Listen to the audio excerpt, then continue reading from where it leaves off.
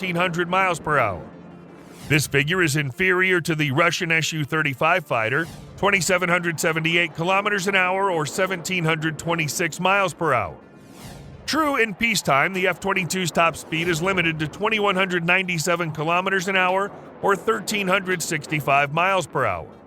But in any case, the Predator is the fastest generation fighter.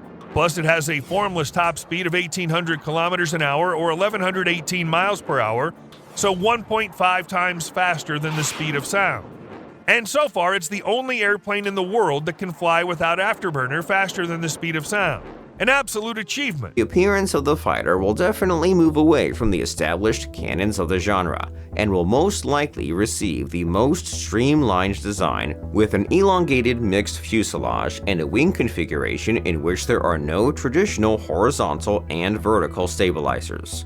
This unprecedented tailless configuration would largely be due to the effort to maximize survivability via low observability across a broad radio frequency range above raw maneuverability, but it should significantly lend itself to aerodynamic efficiency.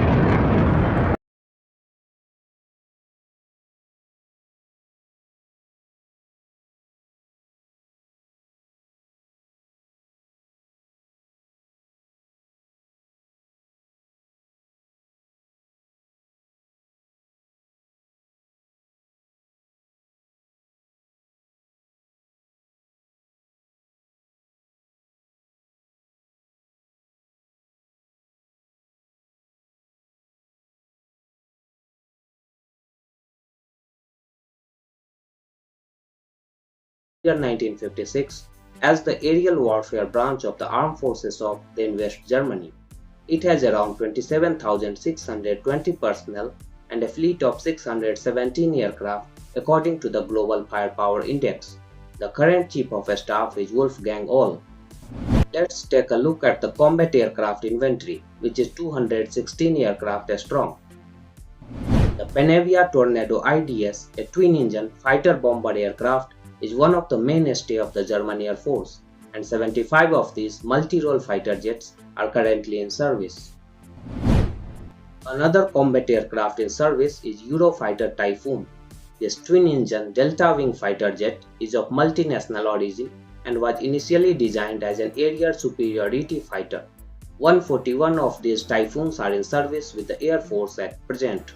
The German Air Force also has 32 special mission aircraft. These include 24 Panavia Tornado ECR aircraft. These are used for electronic combat or reconnaissance to suppress the enemy's air defenses. Next is the Airbus. For the Allies, the appearance of the new swept-wing fighter caused a great deal of anxiety and consternation. Nothing they had could come close to its awesome performance. The top Allied fighter at the end of the war was the Spitfire Mark 14 with a top speed of 446 miles an hour. The Messerschmitt 262, which we captured and tested at Farnborough, had a top speed of 568 miles an hour. An advantage of almost 125 miles an hour, which means an aircraft with this performance, which is a quantum jump, can dictate terms of combat. It can initiate or finish combat as it wishes. It was a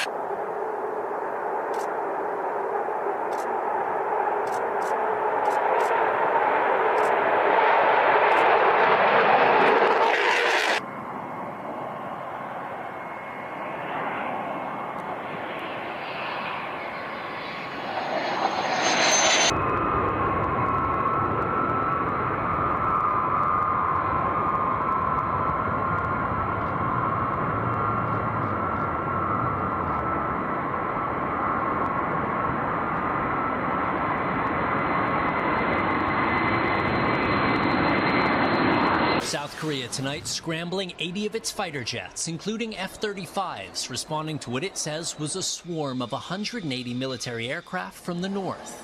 American pilots here for a joint U.S.-South Korean training exercise also put on high alert. Kim Jong-un's regime demanding a halt to the drills, warning the U.S. should not act rashly. Those threats now a part of daily life in Seoul. South Korea is doing fine. People here tell us despite the threats from North Korea, they're just trying to get on with their lives, but they've been trained in the event of an actual attack. And snubbed Russia's latest fighter jets for competitors from Turkey and Pakistan. The small, oil-rich South Caucasus country of Azerbaijan has big plans to upgrade its modest fleet of fighter jets over the next decade. The Business Insider wrote this. It is noted that, however, rather than turn to Russia, its traditional arms supplier for decades, Baku will likely acquire modern fighters from Pakistan and Turkey. The turn away from Russia shows that longtime allies like Azerbaijan are finding effective arms sellers who aren't afflicted by the problems of Russia's newest fighter jets.